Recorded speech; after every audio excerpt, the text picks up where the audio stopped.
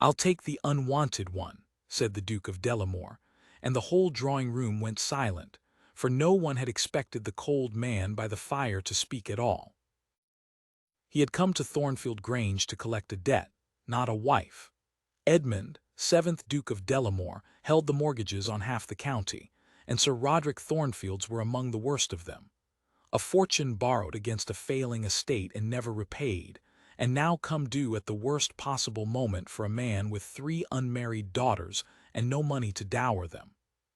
Sir Roderick had summoned the Duke to the Grange in a fever of desperation, and had hit upon the oldest and most shameless of remedies. He would offer the Duke a daughter and a marriage settlement, and thereby fold the debt into a family alliance and save himself. Edmund had listened to this proposal with the same expression he wore for everything, a cold, still attention that gave away nothing and unsettled everyone. He was a hard man and knew it, and had long since stopped troubling to be otherwise. Grief had made him hard. His young wife had died in the 3rd year of their marriage, of a fever that took her in a fortnight, and he had learned from it that the safest way to live was to want nothing, love nothing, and let no one close enough to be lost. He had come to Dellamoor's cold, gray towers a widower of 30, and had let the cold of the place seep into him until they matched. He no longer remembered clearly what it had felt like to be otherwise. He knew, in the abstract, that he had once been a warmer man, that as a young husband he had laughed, had made plans, had believed the future to be a friendly country. But the fever that took his wife had taken that man too, and left in his place a cold, efficient one who paid his debts, managed his lands, dined alone, and felt nothing, which he had come to regard not as a wound but as an achievement. A man who feels nothing cannot be hurt. He had made a fortress of numbness, and had lived in it 7 years, and had told himself he was safe there, which he was, in the way that a man walled up in a tomb is safe. Sir Roderick had paraded his 2 elder daughters first, of course. They were the pretty ones, Vanessa and Sophia, golden and accomplished and thoroughly schooled in the art of pleasing, and both of them had been made to understand what was expected. They came into the drawing-room in their best gowns and their brightest smiles, and they curtsied, and they played and sang, and Vanessa turned her fine profile to the light and Sophia laughed her practiced laugh, and both of them looked at the Duke of Dellamoor with a hungry, calculating hope that he found, frankly, exhausting. He had seen that look on 100 faces. It was the look of people who saw not a man but a title, not a husband but a rescue. "They are both very fine," Edmund said when the display had run its course. His voice was flat. "You have 3 daughters, Sir Roderick. I was told you had 3. A small, telling silence. "The 3rd," said Sir Roderick with visible reluctance, "is Clara. She does not go much into company. She is not, that is, she would not suit your grace. She keeps to the still room and the accounts. A quiet, plain sort of girl, bookish. I should not dream of putting her forward. Vanessa now or Sophia." "Send for her," said the Duke of Dellamoor. She was some minutes coming, and when she came, Edmund understood at once why her father had tried to keep her back. Where the elder 2 were golden and polished, Clara Thornfield was brown and plain and unadorned, in a gray stuff gown with ink on one cuff and a smudge of something beeswax, he would later learn, on her wrist. She was perhaps 24, past the first bloom her sisters still traded on. Her hair was scraped back without art. She did not simper, or turn her profile to the light, or look at him with the hungry, calculating hope. She looked at him, in fact, with something closer to wary resignation, as one looks at bad weather one must none the less walk out into. And she stood a little apart from her sisters, in the way of a person long accustomed to being the one left standing apart. "This is Clara," said Sir Roderick, in the tone of a man apologizing for a lame horse. "As I said, your grace, she would not." "I'll take the unwanted one," said the Duke of Dellamoor. The silence that followed was absolute. Vanessa's practiced smile froze. Sophia's laugh died in her throat. Sir Roderick's mouth opened and shut. And Clara Thornfield, alone among them, did not react at all, did not gasp, did not color, did not glance at her sisters for confirmation that she had heard correctly. She simply looked at the Duke with those steady, unillusioned eyes, as though he had confirmed something she had long suspected about the world and found, on the whole, unsurprising. "You cannot mean Clara," Sir Roderick managed. "Your Grace, I must protest, Vanessa is by far the—" "I mean Clara," Edmund said. "The debt is considerable, Sir Roderick. It requires a considerable settlement to discharge it. I will take the daughter you least wish to part with the least, and pay you the compliment of not pretending either of us imagines this to be a love match. It is a transaction. I find I prefer transactions. They are honest, and no one is disappointed later." He rose from beside the fire, tall and cold in his dark coat, and for the first time addressed the girl directly. "Miss Clara, I will not insult you by asking whether you wish it. Your wishes, I gather, have not been much consulted in this house. But I will tell you plainly what I am offering so that at least you go into it with open eyes. A great cold house, a husband who does not love and does not expect to be loved, and a title. In exchange, I ask only that you run my household competently and give me no trouble. It is not much of a bargain. But it is a truthful one, which is more than most marriages begin with. Will you have it?" Clara Thornfield regarded him for a long moment. Then she said, in a low, even voice that had not one trace of gratitude in it, "You have described my life exactly as it is now, Your Grace, save for the title. A cold house, work to do, and no one who loves me or expects to be loved by me." A pause. "At least at Dellamoor the still room will be better stocked. Yes, I will have it." And the Duke of Dellamoor, who had not been surprised by another human being in 7 years, found himself, for one unguarded instant, very nearly smiling. They were married within the month, quietly, with no wedding journey and no pretense of joy, and Clara came to Dellamoor with one small trunk and no tears. Edmund had expected, insofar as he had expected anything, that she would be like the house, cold, silent, a fixed piece of furniture he might ignore. He had married her precisely because he thought she would demand nothing of him, and a woman who demanded nothing was the only kind he could bear. He was wrong about her within a week, and he spent the following months discovering just how wrong. Clara Thornfield did not demand anything, but she changed everything, and she did it so quietly that Edmund kept failing to notice the change until it was already accomplished. The great cold towers of Dellamoor had been run for 7 years by an indifferent steward and a housekeeper long past caring, and Clara went through them like a slow, warm tide. She did not scold or upheave. She simply began to set things right, one at a time, with the same unhurried competence she had brought to her father's still-room. Fires appeared in rooms that had stood cold for years.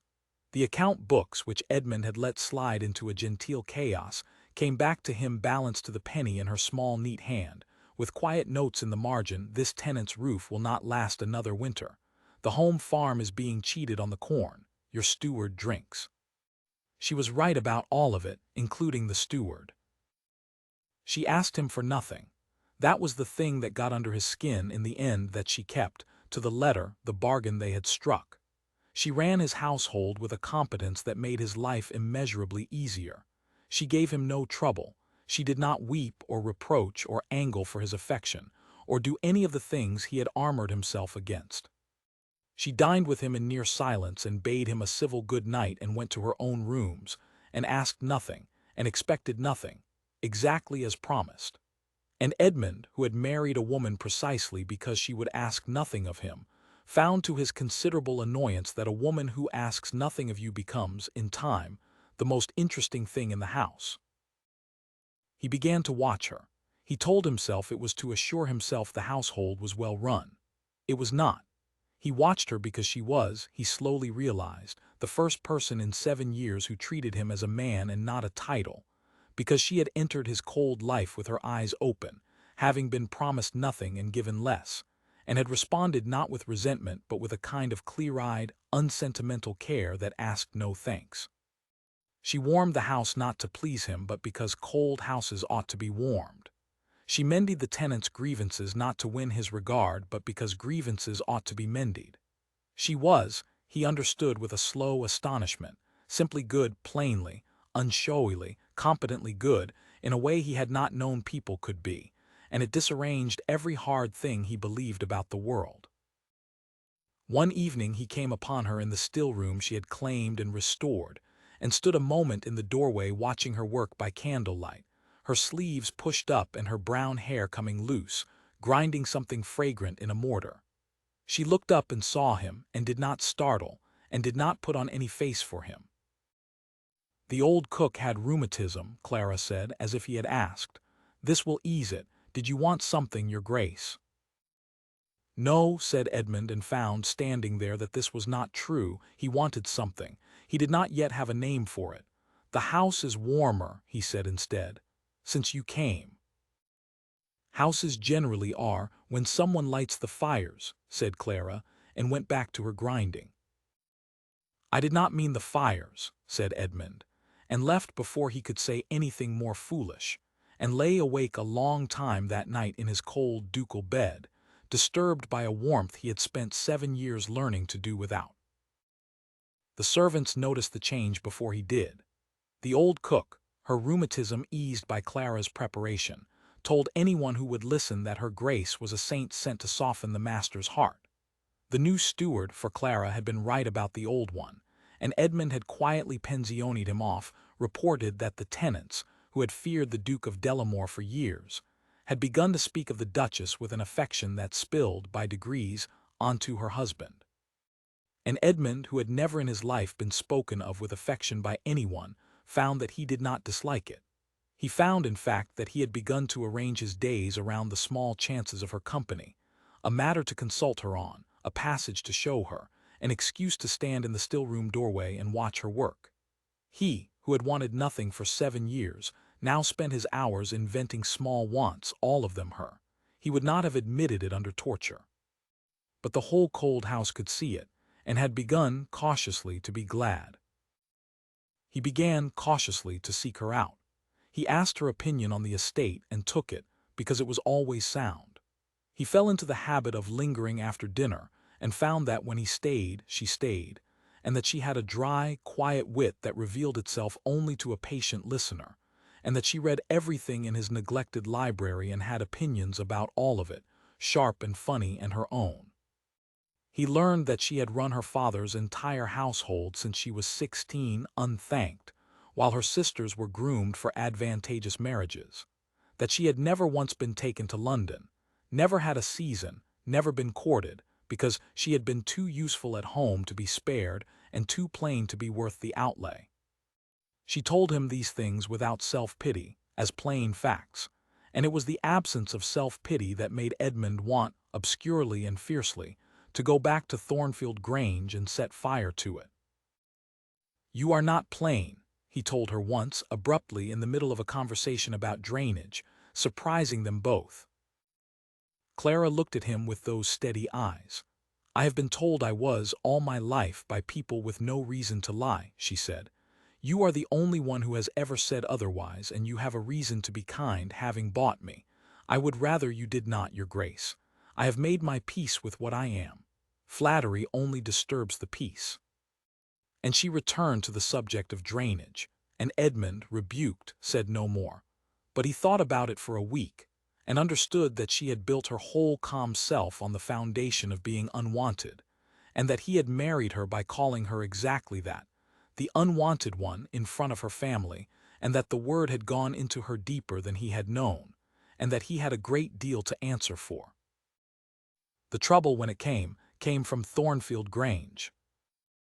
The winter deepened, and with it, though neither of them would have used the word, the thing growing quietly between the Duke of Dellamoor and his bargained wife. It grew in the smallest of ways, which are the only ways such things can grow between two people so heavily armored. It grew in the fact that Edmund began to take his breakfast at the hour Clara took hers, having discovered by accident that she rose early and liked the quiet, and having found that he liked the quiet better with her in it. It grew in the way she began, without being asked, to leave a particular book on the table by his chair, something she thought would interest him and was always right, and in the way he began to read them, and to mark passages, and to leave the book back on her table with his marks in it, so that they carried on, in the margins, a slow, silent conversation neither of them acknowledged aloud.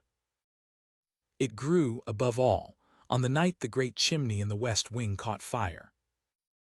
It was a near thing, a blaze that might have taken the whole wing if it had got away, and the household ran about in a panic while the old steward wrung his hands uselessly. It was Clara who took command, calm as still water, ordering the men to the roof with buckets and wet blankets, having the horses led out of the range of sparks, directing the whole operation from the cold courtyard in her nightgown and cloak with her hair down her back, her voice clear and steady in the chaos. Edmund, working beside his own servants on the bucket line, kept looking up at her, this plain, quiet woman he had married to give him no trouble, commanding his household through a crisis like a general, and felt something in his chest that he had no armor against at all. When it was over, when the fire was out and the wing saved and the exhausted household sent to what remained of the night, he found her alone in the courtyard, trembling now that the danger was past, her face streaked with soot, staring up at the blackened stone. "You were magnificent," Edmund said. He had not planned to say it, it simply came out of him. "I have commanded men in worse than that and seen them keep their heads less well. You saved the west wing and very likely the house." "Clara," he stopped. He wanted to say a great deal more and did not know how. So he took off his coat again, as he had taken it off in her father's drawing room, and settled it around her shaking shoulders, and this time he let his hands rest a moment at her throat where they had drawn it closed, and looked at her sooty, tired, extraordinary face in the light of the dying embers, and did not step back. Clara looked up at him, for once the steady eyes were not guarded. "You keep giving me your coat," she said unsteadily. "I find," said Edmund, "that I keep wanting you warm." It was the nearest either of them had come to saying the true thing, and it hung in the cold air between them enormous, and Edmund very nearly closed the small distance that remained and said all of it. But 7 years of armor do not fall in a single night, and some cowardly voice reminded him that he had sworn never to want, never to risk, never to love again, and so he did not close the distance. He walked her to the door instead and bade her a stiff good night, and went to his cold bed disturbed to the depths of his soul. But he had felt his hands at her throat. He had said, "I keep wanting you warm," and Clara had heard it and gone up the stairs with his coat around her shoulders and her heart, God help her, beginning at last to hope, which was the most dangerous thing a woman who had built her whole peace on hoping for nothing could possibly do. It was into that fragile, unspoken, almost flowering thing that Vanessa Thornfield arrived, 3 days later, with her fine profile and her practiced laugh and her patient, envious malice, to burn it down more thoroughly than any chimney fire. There was one dinner, midway through Vanessa's visit, that Edmund would remember all his life with shame. They sat 3 at the long table, and Vanessa was in her fullest brilliance, telling stories of the county, drawing Edmund out, laughing her practiced laugh at his driest remarks as though he were the wittiest man in England. And all the while she wove her poison so deftly that a listener would scarcely have caught it. "You must find it so restful, your grace, to have a wife who requires no entertaining. Clara was always so self-sufficient, even as a girl. We used to say she preferred the still room to people, did we not, Clara? No need to trouble oneself over her, she asks for nothing." And she smiled at her sister with a warmth as false as painted fruit. "It is a rare quality in a wife. Most of us are such a burden to our husbands, wanting things, wanting to be noticed. Clara has never wanted to be noticed in her life." And Clara at the foot of the table said quietly, "No, I learned young that it was not on offer." She said it without heat, as a plain fact, and returned to her soup. But Edmund, watching, saw the small flinch beneath the composure, saw the old wound take the fresh salt, and understood that Vanessa had chosen that particular arrow with care because it was true, because their own family had trained Clara out of ever expecting to be wanted, and Vanessa was pressing on the bruise she herself had helped to make. And Edmund, this was the shameful part, said nothing. He should have said something. He should have said, "She is noticed here. She is the most noticed woman in this house." But Vanessa's poison had already done its subtler work, had already whispered to him that his own warmth was mere gratitude, that he was a fool making the same mistake twice, that a wise cold man would not care what a beauty said to a drudge at dinner. And so he held his tongue and let his wife take the wound alone and saw her see him do it. That was the moment it turned. He knew it even then. Clara had looked up the table at him once with an expression he would spend months trying to forget, not reproach, never reproach, but a quiet dimming, the look of a woman watching the one small flame of hope she had allowed herself gutter out. She had let herself begin to hope on the night of the fire with his coat around her shoulders. And now she folded the hope away again, neatly, the way she folded everything, and Edmund watched her do it and was too much a coward to stop her. After that he retreated in earnest and told himself it was wisdom and knew in his heart it was fear. He was cold to her at breakfast. He stopped leaving books on her table. When Vanessa at last went home, her work done, her poison planted, she kissed her sister's cheek and murmured low, so only Clara could hear, "I did tell you he would tire of you, dearest. Men always do, of the plain, useful ones. Do try not to mind." And she swept away to her carriage well satisfied, having failed to win a duke but succeeded in the thing she cared about far more, which was making certain her plain sister could not keep him either. Clara stood on the cold steps and watched the carriage go, and then went inside to the still room and ground her herbs and did not weep, because she had unlearned weeping long ago. But that night she took out the small, worn housekeeping notebook she had kept since she was 16, and on a blank page at the back, in her small, neat hand, she began, very calmly, to plan her removal to the dower house. It was the sensible thing. It was the honest thing. And Clara Thornfield had never in her life been permitted the luxury of doing the foolish, hopeful, wanting thing instead.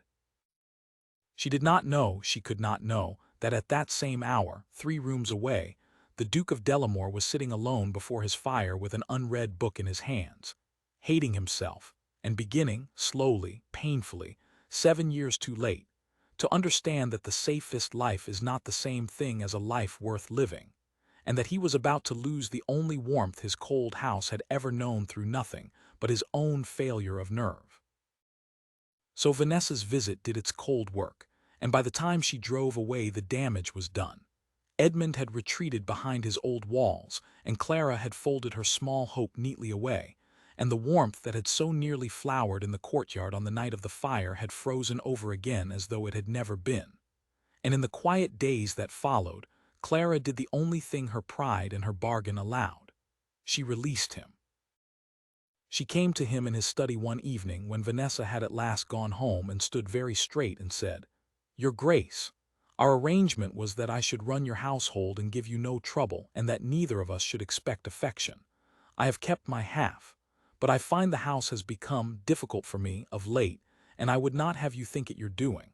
I should like your leave to remove to the dower house at the edge of the estate. I will run Dellamoor from there as well as ever, and you need not see me above once a month, and we may both have back the peace we began with. I think it would be better. I think it would be honest. You once told me you preferred honesty." Edmund stared at her, and in that moment, hearing his own cold bargain read back to him in her steady, unillusioned voice, watching the one warm thing in his frozen life prepare to withdraw to the far edge of the estate to spare him a discomfort he had inflicted through cowardice, the Duke of Dellamoor understood, with a force that took the breath out of him, exactly what he had. "No," he said. "Your Grace." "No," he came round the desk. "Clara, sit down. I'm going to say some things I have never said to anyone, and I will say them badly because I am 7 years out of practice, and I beg you to bear with me to the end." He drew a breath. "When I married you, I said I would never love you. I said it to your face before your family, and I called you the unwanted one, and it was the cruelest thing I have ever done, and I did it because I was a coward. I lost my wife 7 years ago, and I decided the safe thing was to want nothing, and I have spent 7 years being cold and calling it wisdom. And then a plain, dry, competent woman came into my cold house and warmed it without being asked, and balanced my books, and healed my tenants, and read all my books and argued with me about them, and asked me for nothing, and his voice was not entirely steady. I fell in love with my own wife, Clara. Somewhere between the account books and the still room, and when your sister came and made me feel it, I ran from it because I am a coward and I hurt you, and you did nothing but keep your side of a bargain I no longer want. I do not want the bargain, I want you, not the unwanted one, the only one. The only one I have ever wanted in 7 cold years, and the one I was too frightened to admit I wanted, until you stood there offering to go and live at the far edge of my life to make me comfortable. Clara Thornfield stood very still. The steadiness that had carried her through a lifetime of being the one left standing apart wavered, for the first time he had ever seen, and something moved beneath it. "You called me the unwanted one," she said very low. "I was wrong," said Edmund. "I have never in my life been so wrong. You are the most wanted thing in this house and the warmest, and I would tear down every cold stone of Dellamoor before I would let you go to the Dower House to spare my cowardice. Stay, not as a bargain, as my wife whom I love and who I will spend the rest of my life proving it to if you will only let me. Please." For a long moment she did not speak, and Edmund thought his heart would stop. And then Clara, who had made her whole peace out of wanting nothing and had it broken, and was now being offered everything she had never let herself want, took one step toward him, and then another, and said, in a voice gone suddenly unsteady and young, "I stopped wanting things a long time ago, Edmund. It was safer. And then I married a cold man as a transaction, and I wanted him, and I hated myself for it. Do not say this if you do not mean it. I could bear anything but that." "I mean it," said Edmund, "more than I have meant anything in my life." And he crossed the last of the distance between them and took her plain, ink-stained, beeswax-scented hands in both of his, and raised them to his lips, and then drew her in against him at last, and held the unwanted one as though she were the most precious thing in England, which, he understood now, entirely she was. They did not go to the Dower House. Instead, that same night, Edmund did a thing he had not done in 7 years. He asked her to sit with him by the fire and stay, and not go up to her own cold rooms, and Clara stayed, and they talked until the candles burned low, not of accounts or drainage or tenants, but of themselves, of the wife he had lost, and the girl she had never been allowed to be, laying down between them at last the whole freight of the years they had each spent armored against wanting. And when at length the fire sank to embers, Edmund found that the numbness he had built into a fortress had simply, quietly, gone and left behind a man who could feel again, and was not, after all, afraid of it. They stayed at Dellamoor, and the cold gray towers which had matched their master for 7 frozen years grew warm from the inside out, room by room, fire by fire, exactly as Clara had warmed them from the first. Vanessa was not invited again. Her poison, having failed, curdled into a bitterness that soured her own modest match and made her, in the end, the unhappy one, which no one at Dellamoor could bring themselves to mourn. Sir Roderick's debt was quietly forgiven, not for his sake, but so that Clara need never think herself the price of it. And the Duke of Dellamoor, who had once announced to a silent drawing-room that he would take the unwanted one, spent the long happy years that followed unsaying it 1,000 ways. In the fires, he built up himself in her still room of a winter morning. In the London seasons, he gave her that her sisters had been given and she never had, in the frank open way he looked at her across their warm table. And above all in the private name he came to use for her, spoken low, only ever between the two of them. Not the unwanted one, but the only one he had ever wanted, the only one he ever would.